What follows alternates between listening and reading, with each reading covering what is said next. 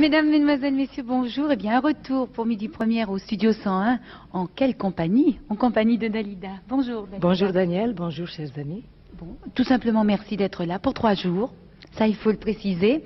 Et tout de suite, eh bien, je vais préciser également aux téléspectateurs que demain après-midi, nous enregistrerons 2 émissions avec Carlos et les 3 autres matins, eh bien, nous sommes en compagnie de Dalida. Alors, nous n'avons pas beaucoup de temps aujourd'hui pour parler. Alors, il faut aller droit au but. Ça fait rien, nous allons beaucoup chanter comme ça. Voilà, beaucoup de musique.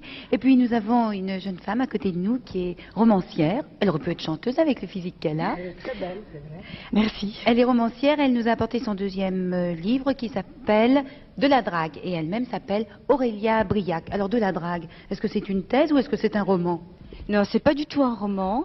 C'est peut-être une thèse à ma façon. Une thèse sur le féminisme de la manière dont je le vois, parce que je trouve qu'il y a un rapport entre les sexes qui est en profonde mutation, et on n'en parle pas assez dans les livres. Ah bon, je trouve qu'on en parle beaucoup quand Oui, même. mais d'une façon assez agressive, assez dogmatique. Et moi, j'en ai marre de la guerre entre les sexes. J'avais envie de faire rire, d'amuser, de dire les choses d'une manière qui soit pas dogmatique. Voilà, je trouve qu'on peut dire beaucoup plus de choses. Alors, qui drague l'autre?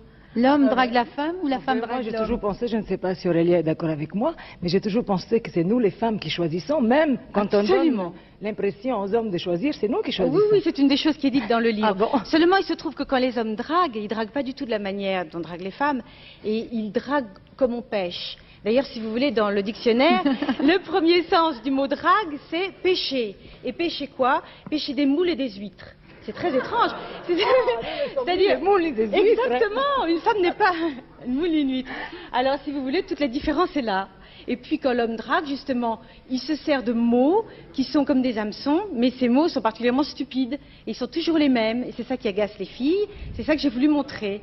C'est-à-dire, vous habitez chez vos parents, c'est à vous tout ça. C'est plein d'humour. quoi. Écoutez, il y a une fille, une amie à moi, qui a fait ça à un type dans la rue l'autre jour. Elle lui a dit, c'est à vous tout ça, parce qu'il la draguait. Eh bien, le type était furieux. Il s'est arrêté aussitôt, mais il était furieux. C'est bien la preuve que le dragueur ne supporte absolument pas qu'on le traite comme lui, il traite les filles. C'est ça qui Oui, est mais marrant. je crois quand même qu'en conclusion, les femmes aiment bien qu'on s'intéresse à elles, de quelque manière que ce soit. Oui, oui, bien sûr. Galassi